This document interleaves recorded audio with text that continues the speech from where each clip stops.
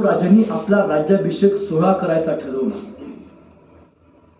16 जानेवारी रोजी शंभू राजांनी मंत्र्यांना सांगितलं की आपल्याला सोहळा करायचा आहे. हंबीररावांना सांगितलं आणि 16 जानेवारी तारीख ठरली. दुसऱ्या राजा छत्रपती होणार होते. लगभग अखंड रायगड खऱ्या अर्थानं फुलांनी सजला होता. शंभू राजा छत्रपती होणार होते. खरं तर पहाटे 6ला घटिका 3 कमी असताना शंभू राजांचा राज्याभिषेक सोहळा उभारणार होता. शंभू राजांनी अंगामध्ये राजाची कपडे घातले. 6 जानेवारी दिवस उजाडला. 16 जानेवारी आणि शंभू राजे चालत निघाले. डोक्यावरती फुलं पडत होती. शंभू राजे सिंहासनापाशी आले. शंभू राजांच्या त्यावेळी खरं तर श्री सखी रात्री जेती महाराणी येसूबाई यांच्यासोबत दुसऱ्यांदा लग्न लावण्यात आलं आणि मंत्र्यांनी विधिवत पूजा केली. शंभू राजांची 2 वेळा शिस, सोने, नाणे, हिरे, माणिक, मोती, मसाले यांची तुला केली. 2 वेळा तुला करून ते सगळं धान्य गोरगरिबांमध्ये वाटलं आणि शंभू राजे स्वराज्याच्या सिंहासनाच्या जवळ आले. शंभू राजांनी एकदा सगळ्यांना बघितलं. शंभू राजांनी सिंहासनाकडे बघितलं आणि शंभू राजांच्या डोळ्यात पाणी आलं. आबासाहेब आज असायला हवे होते. म्हणले असते, वा शंभू किती मोठे झालात, माझा लोक आता राजा होणार आहे. पण नव्हते. त्यांच्या बलिदानातूनच तर खऱ्या अर्थाने सगळं उभं राहिलं होतं. शंभू राजे सिंहासनावरती बसले. सगळे मंत्री अष्टप्रधान मंडळ उभा राहिलं आणि मंत्र्यांनी एकच जयघोष केला, छत्रपती संभाजी महाराज की जय. आणि त्यावेळी इतिहास फुटफुटू लागला. द किंग ऑफ मराठा नाही, द किंग ऑफ स्वराज्य नाही, द किंग ऑफ इंडिया, अखंड हिंदुस्थानचे बादशाह छत्रपती संभाजी महाराज. हीच युद्धनीती खऱ्या अर्थानं तयार झाली. शंभूराजे आता छत्रपती झाले आणि जसे शंभूराजे छत्रपती झाले मंत्र्यांनी परत डाव टाकला. शंभूराजांवरती 3 वेळा विषप्रयोग करण्याचा प्रयत्न केला. संयम असतो एखाद्या गोष्टीला. एखादी गोष्ट सहन होते, सहन पण ज्यावेळी संयम सुटतो ना त्यावेळी निर्णय घ्यावा लागतो, ठाम निर्णय घ्यावा लागतो. भले त्या माणसाने आपल्यासाठी काही केलं असेल पण संयम स्वराज्यापेक्षा कोणी मोठं नाही. महाराजांनी या मंत्र्यांना डोळे झाकून हत्तीच्या पायी देऊन मारलं. उभ्या आयुष्यात शंभू राजांवरती 3 आरोप केले. पहिला आरोप, शंभूराजे स्त्रीलंपट होते. हा आरोप खराय का? नाही. अहो, रांजाच्या पाटलानं फक्त स्त्रीची आबरू लुटली म्हणून महाराजांनी त्याचे हातपाय कलम करून चौकात उभा केले. त्या राजाचा लोक आहे हा. स्त्रीलंपट असेल का हो? बाजार गप्पा आहेत सगळ्या. जगातला पहिला असा युवराज आहे जो आपल्या बापासारखाच स्त्रियांचा आदर करणारा राजा आहे. मी ताईंनो नेहमी तुम्हाला सांगतो, जर तुम्हाला कोणी योग्य मार्ग विचारला शंभू राजांच्या वाटेनं चाला. जर तुम्हाला कोणी योग्य मार्ग विचारला तर त्याला तुम्ही योग्य वाट दाखवा. पण यदा कदाचित जर तुमचा मार्ग कुणी अडवला तर त्याला छत्रपती संभाजी राजांची जात दाखवा, त्याला महाराजांची जात दाखवा. अरे तलवारीपेक्षा तीक्ष्ण या नजरेची धार आहे. तलवारीपेक्षा तीक्ष्ण या नजरेची धार आहे. महाराष्ट्राची वाघीण तू, भवानीचा वार आहे. अरे भगव्याची रक्षणी तू, या फडफडणाऱ्या भगव्याची रक्षणी तू, स्वराज्याची तू मेख आहेस. दुबळी समजू नको स्वतःला. तू छत्रपती संभाजी राजांची मासाहेब जिजाऊंची लेख आहेस. मासाहेब जिजाऊंची म्हणणार आल्यापासून बायकाच्याच बाजूने बोलायला हे याला पाकिट बिकट जास्त नाही. मी असं का सांगतो, लई दिवसांना शिकता ओळखी एकत्र कोणी कधी एकत्र घावत नाही. मला काय लोक म्हणतात, तू नेहमी सांगतोस हे केलं ते केलं, एका वाक्यात पटवून सांग मला स्त्रियांनी पुरुषांसाठी काय केलं. घरात गेला विचारतात का नाही, सांग तू माझ्यासाठी काय केलं. ऐका, स्त्रियांनी पुरुषांसाठी काय केलं एका वाक्यात सांगतो. हात तिचे पण बांगड्या मात्र आजही तुमच्या नावाचे. कपाळ तिचा आहे, कुंकुम मात्र दादून आजही तुमच्या नावाचा आहे. पाय तिचा आहे पैंजण मात्र दराजी तुमच्या नावाचा आहे, हात तिचा आहे, बांगड्या मात्र दराजी तुमच्या नावाच्या आहेत, गळा तिचा आहे, मंगळसूत्र दराजी तुमच्या नावाचा आहे, रक्त तिचं आहे, दूधही तिचंच आहे, पण पोरग मात्र दादानो आजही तुमच्या नावाचा ना. यापेक्षा स्त्रीने आणखी काय करावं? कोणी म्हणतं मला शिवाजी महाराज व्हायचं आहे, कोणी म्हणतं मला संभाजी महाराज व्हायचं आहे, तर त्याने एक वाक्य नेहमी लक्षात ठेवा. ज्याला बाईतली ताई कळाली तो मुक्ताईचा ज्ञाना झाला, ज्याला बाईतली मैत्रीण कळाली तो राधेचा श्याम झाला, ज्याला बाईतली पत्नी कळाली तो सीतेचा राम झाला, आणि ज्याला बाईतली आई कळाली ना तो सईबाईचा छत्रपती संभाजी राजा झाला. दुसरा आरोप केला जातो ते म्हणजे शंभूराजे व्यसनी होते. सुपारीच्या खंडाचं व्यसन नाही, सुपारीचा. दारू पिणारा माणूस 20 तास घोड्यावरती बसून युद्ध करू शकतो का? त्याला ही गटार ती ही गटार का होत नाही. आरोप काय? व्यसनी. बरं पुरावा काय? ताई ना आमच्या इकडे सातारला ना ग्रँड डप नावाचा इतिहासकार होऊन गेला, ज्यानं मराठ्यांचा इतिहास लिहिला. त्याला आमच्या लोकांनी सांगितलं शंभूराजाने दारूची पिंप मागवली. ह्या बेण्यानं त्याचं मराठीतनं इंग्रजीत अनुवादित केलं, intoxicated with the wine and folly and pride. आमच्या गावाच्या लोकांचं मराठी लय चांगलं, त्यांनी एवढंच वाचलं intoxicated with the wine. Wine मागवून असेल स्टॉक म्हणजे एखादा वाईन गेले मला तेव्हा चुकीचं लिहू शकत नाही. Intoxicated with the wine. अरे पण मागवलेली दारू ही प्यायची दारू नव्हती, मागवलेली दारू ही तोफेला लागणारी दारू होती. एवढं जर इतिहास लिहिणारा इतिहासकाराला कळालं असतं तर त्यांनी इतिहास लिहिताना पहिल्यांदा घेतली होती का याचं संशोधन या मातीमध्ये झालं पाहिजे.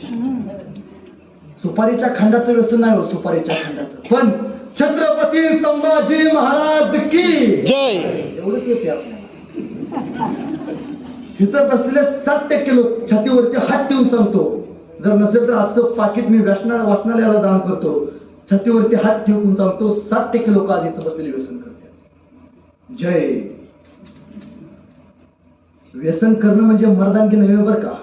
आयुष्यभर निर्व्यसनी राहणे याला छत्रपती संभाजी राजा. अरे व्यसन आणि फॅशन करून तुम्हाला मिळतं तरी काय? चुकीच्या गोष्टीमध्ये स्वतःचा घालू नका पाय. जर तुम्हाला योग्य वागता आलं तर तुम्हीच देशाचे ज्ञानोबा तुकोबा आणि छत्रपती शिवराय. छत्रपती शिवराय. फक्त इथं टाळ्या वाजवायच्या आणि घरात गेल्यावर सुविचार लिहायचा व्यसन करू नये, आणि संध्याकाळ बापच पोरला सांगतोय जर जर चुलीवरून सिगरेट पेटू ना. बरं ते बेना असेल ते जणू काय शिवजयंतीची ज्योत घेऊन आले. काय संस्कार करतो. नगरला एके ठिकाणी कार्यक्रम होतो. एक माणूस मला म्हणला, दादा तू नेहमी सांगतोस दारू बाद असते, एका वाक्यात पटून सांगला दारू बाद असते, मी आजपासून सोडली. म्हणजे 2 काचेचे ग्लास सांग. बेना लगेच सांगली. म्हणलं एका ग्लासमध्ये दारू टाक, एका ग्लासमध्ये पाणी टाक. त्याने एका ग्लासमध्ये दारू टाकली, एका ग्लासमध्ये पाणी टाकलं. मी दोन्ही ग्लासमध्ये किड्या मुंग्या टाकल्या. ज्या ग्लासमध्ये दारू होती त्या ग्लासमध्ये किड्या मुंग्या मेल्या होत्या, आणि ज्या ग्लासमध्ये पाणी होतं त्या ग्लासमध्ये किड्या मुंग्या जिवंत होत्या. म्हणजे बघ बाबा दारू एवढी बाद असते, दारू मेल्यामुळे किड्या मुंग्या मेल्या, आपण माणसं. मला म्हटलं समजलं. म्हणजे एखादं तरी बेनं सुधारलं. म्हणून तुला काय समजलं? म्हणला दादा दारू पिणं हे किड्या मुंग्याचं काम नाही, म्हणला त्याला फक्त मर्दाचं पाहिजे. हा सुधारलं त्याच्याकडे. आमच्याकडे राज्य फार सुंदर म्हणते, शंभूराजांच्या काळातले मावळे कसे होते? सकाळी लवकर उठे, रणांगणात सुटे, तलवार तुटे पण मागे नाही हटे. आताचे मावळे कसे आहेत? उशिरा उठे, दारूच्या अड्ड्यावर सुटे, बाटली फुटे पण घेणं मागं नाही. व्यसन करू नका, परस्त्रीचा आदर करायला शिका. आणि तिसरा आरोप केला जातो ते म्हणजे शंभूराजे राजाराम महाराजांच्या लग्नात उपस्थित नव्हते. खरं तर ज्यावेळी राजाराम महाराजांचं लग्न ठरलं त्यावेळी शंभूराजे पाषाणकोटच्या लढाईत होते. मला सांगा, लढाई चालू असताना कोणी एखादं पत्र घेऊन गेलं, तुमच्या लेकाचं लगीन काढले, तुमच्या भावाचं लगीन ठरवले, मग असं म्हणता येतं का बाबा 2 मिनिटं थांब, भावाचं तांदूळ टाकतो, जेवतो, मग पाहुणं घालवलं माघार येतो, परत कडू, असं होतं का? युद्धशास्त्र असं सांगतं की लढाईला गेल्यावरती त्या योद्ध्याला त्याच्या घरातली एकही सुखाची दुःखाची बातमी द्यायची नसते. त्यामुळे शंभूराजे राजाराम महाराजांच्या लग्नात उपस्थित नव्हते. हे आरोप कुठेतरी खंडन करता आले पाहिजेत आपल्याला. त्यावेळी शंभूराजांचा चरित्र तुमच्या माझ्या मातीत जिवंत राहणार आहे. तुम्हाला वाटतं तुमच्या पोटी शंभूराजे जन्माला यावेत, एक गोष्ट करा, एकच गोष्ट करा. सकाळी उठायचं, सिन्नर मधल्या आपल्या पोराच्या शाळेत जायचं आणि शाळेतल्या शिक्षकाला फक्त एकच गोष्ट सांगायची, सर लहानपणापासून आम्हाला शाळेत एकच शिकवले, तुम्हाला पण शिकवले, मला पण ते शिकवले. काय शिकवले? आपल्याला लहानपणी बाराखडी शिकवली. काय शिकवली? क कमळाचा भ, शिकला का नाही शाळा? भ भटजीचा, ग गवताचा. बघा तुमच्यात आणि माझ्यात 400 किलोमीटरचं अंतर आहे. तुमच्याही सरांनी तेच शिकवले, आमच्याही सरांनी तेच शिकवले, आताही तेच शिकवले. शाळेत जायचं, शाळेतल्या सरांना भेटायचं आणि सांगायचं, सर इथनं पुढं माझ्या पोरांना क कमळाचा, भ भटजीचा, ग गवताचा शिकू नका. इथनं पुढं माझ्या पोरांना क कमळाचा नव्हे, क कर्मवीर भाऊराव पाटलांचा शिकवा, ब भटजीचा नव्हे, ब भगतसिंगाचा शिकवा, श शामरुगाचा नव्हे, श छत्रपती शिवाजी महाराजांचा, संभाजी राजांचा शिकवा. त्या दिवशी चांगली पिढी जन्माला येणार आहे हो.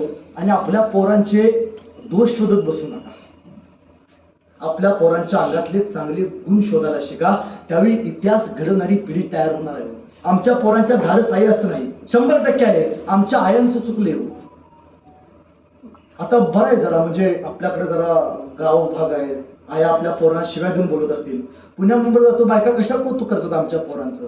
आमचा सोन्या ना कुणाच्या अड्ड्यात जात नाही, कुणाच्या मोठ्यात जात नाही. काय चाटायचं आहे का त्याला कुणाच्या अड्ड्यात? जिजाबाशी म्हणले असते तर आमचा शिव ना. सांगितले बरं का, अफजल खान लय वाईट आहे, नादाला लागू नको बाबा, हिंदवी स्वराज्य उभारायला असतं का? सांगितलंय जिजाऊनी. शिवाजीराजा जावा, आपल्या भावाला मारलं ना, उसनं ठेवा त्या अफजल खानाचं, ठेवू नका. एका आईनं आपल्या पोराला सांगितले. आपली आई काय सांगते? सरीला चाललाय सोय? होय आई. बाळा मधल्या सीटवर बसून का काय? नाही बाळा, इष्टी पुढनं ठुकली तरी माझं बेणं सुरक्षित, इष्टी मागणं ठुकली माझं बेणं सुरक्षित, माझं बेणं जगलं पाहिजे. काय संस्कार करतो? आपल्या पोरांना लढायला उभं राहायला शिकवा. आणि संभाजी राजांनी दुसरा संस्कार शिकवला, कान देऊ नका. तो संस्कार शिकवला तो म्हणजे गनिमी कावा. गनिमी कावा म्हणजे काय? गुरिल्ला युद्धतंत्र. कान देऊ नका. गनिमी काव्याचं उत्तम उदाहरण. पुण्याला कधीतरी गेला तर पुण्यापासून श्रीगोंदा आणि श्रीगोंदाच्या जवळ धर्मवीरगड म्हणजे तत्कालीन काळातला बहादूरगड नावाचा एक गड होता. बहादूर खानाचा गड. महाराजांचा राज्याभिषेक झाला, पैसे कमी पडले आणि महाराजांनी शंभूराजांना सांगितलं, शंभूराजे असं काहीतरी करा, पैसे निघाले पाहिजेत, वसुली झाली पाहिजे. आणि शंभूराजांनी सरसेनापतीनं बोलवलं. सरसेनापती अशी जागा करा ज्या किल्ल्यावरती बकऱ्या सोन आहे. आणि हंबीर मामाने सांगितलं, शंभूराजे हे किल्ला आहे. कुठला? नगरपासून जवळ बहादूरगड. माय लेकींच्या गळ्यातले मंगळसूत्र, देवळातल्या सोन्याच्या मूर्त्या बहादूर खाननं पळून त्या किल्ल्यावरती ठेवले. लुटा.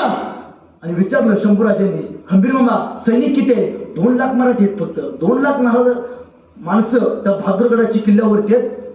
हंबीर मामा आज सगळं सैनिक शेती करायला गेले. रायगडावरती 40,000ची फौज आहे. तुमच्याकडे किती आहेत? हा राज, माझ्याकडे 60,000 आहेत. मग हंबीर मामा तुमचे 60,000, माझ्या 40,000, दोन्ही एकत्र केले किती झाले? 1 लाख. हंबीर मामा जावा, पण हंबीर मामा लढाईत अशी करायची की त्या लढाईत एकाही मावळ्याचं रक्त सांडलं गेलं नाही पाहिजे, पण लढाई जिंकून यायची. काय प्रश्न टाकला? लढाई जिंकून यायची पण लढाईत एकाही मावळ्याचं रक्त सांडलं गेलं नाही पाहिजे. हंबीरमामाने प्रश्न पडला, शंभूराजे तुम्हीच सांगा की कसं करायचं.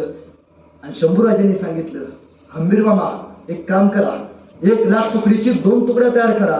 एक तुकडी 60,000ची, दुसरी तुकडी 40,000ची.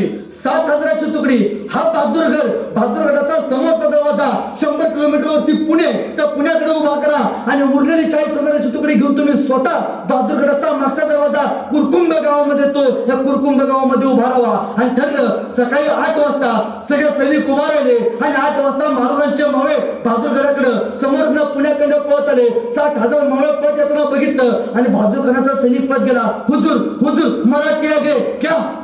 दिवसा हे बिनी दिवसा कधी येत नाहीत, रात्री जाऊन कार्यक्रम करून जातील. दिवसा आले, किल्ल्यावरती 2 लाखाची फौज आहे, हे कमीत कमी 3 लाख असतील. त्या बहादूर खानाने काय केलं, किल्ल्यावरचे वॉचमॅन गेटमॅन सगळे गोळा केले, त्याचं सैनिक गोळा झालं. 60,000 महाराजांचे मावळे समोर पळत आले, दोन्ही सैनिक जवळ आले. आता युद्ध होणार, मारामारी होणार. तलवार काढला, कोणीतरी म्हणालं छत्रपती शिवाजी महाराज की. आता युद्ध होणार तोपर्यंत महाराजांच्या मावळ्यांनी रिवर्स गेअर टाकला, भागो. महाराजांचे मावळे पुढं, थांबतो बहादूर खान माग, मावळे पुढं, बहादूर खान माग. मावळे काय मला भेली वाटतं, अरे 60,000 आहेत ती. मला वाटलं 3 लाख असतील. उघड डोक्याला टेन्शन घेतलं. तर जितम करत बहादूर खान पुण्याखंड बहादूरगडाच्या जवळ आला. जसा बहादूर खान पुण्याखंड बहादूरगडाच्या जवळ आला तसे मावळे महाराजांच्या मागणं पळत आले. 7,000 मावळ्यांनी तलवार बाहेर काढल्या. आता युद्ध होणार, आता मारामारी होणार. कोणीतरी म्हणालं छत्रपती संभाजी महाराज की. आता युद्ध होणार तोपर्यंत महाराजांच्या मावळ्यांनी परत रिवर्स गिअर टाकला. भागो. महाराजांचे मावळे पुढं, हा बहादूर खान मागं. मावळे पुढं, बहादूर खान मागं. म्हणलं लपाछपीचा डाव चालू आहे. हितोर येतात महागारी पळून जाते. आता यायचे नाहीत म्हणलं. तो परत पुण्याखंड जितम करत बहादूर खान बहादूरगडाच्या जवळ आला. जसा बहादूर खान बहादूरगडाच्या जवळ आला तसे 60,000 मावळे परत पुण्याखंड मागणं पळत आले. तलवार बाहेर काढला. आता युद्ध होणार, आता मारामारी होणार. तलवार काढला. नमो पार्वती पते हर हर महादेव. एकच गर्जना झाली. तलवार काढला. वार होणार तोपर्यंत महाराजांच्या मावळ्यांनी परत रिवर्स गिअर टाकला. भागो. महाराजांचे मावळे पुढं, थांबतो बहादूर खान मागं. मावळे पुढं, बहादूर खान मागं. मावळे गायब. जसे मावळे पुण्यात गेले तसे काही मावळे कात्रजच्या घाटात, काही मावळे स्वारगेटकडे आणि काही मावळे वरती गेले. तसा बहादूर खानाचा एक सरदार मानला. हुजूर लय ताणलेत, आता यायची ना, तू चूप भेट म्हणला. जातील तिथं वर ताणायची म्हणले. आणि जसे महाराजांचे 60,000 मावळे पळत पळत पुण्यात गेले, या बहादूर खानाला दिसायचे बंद झाले. त्यावेळी त्याला कळालं वारा वादळ आणि महाराजांचे मावळे उद्या जगात कुणाच्या बापाला सापडले. इथं महाराजांचा गनिमी कावा चालू झाला.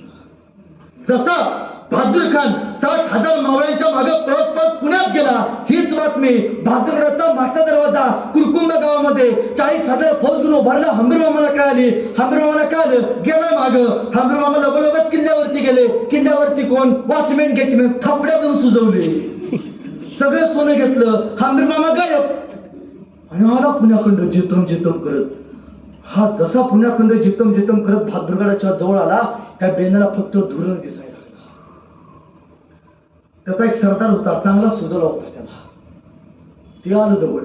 अरे क्या हो गया? बहुत मारते म्हणला. कौन? वो कमभक्त मराठे हुजूर.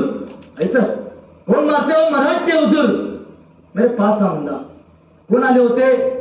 हुजूर हो मराठी आ गए थे. पास आ. कौन आ गए थे?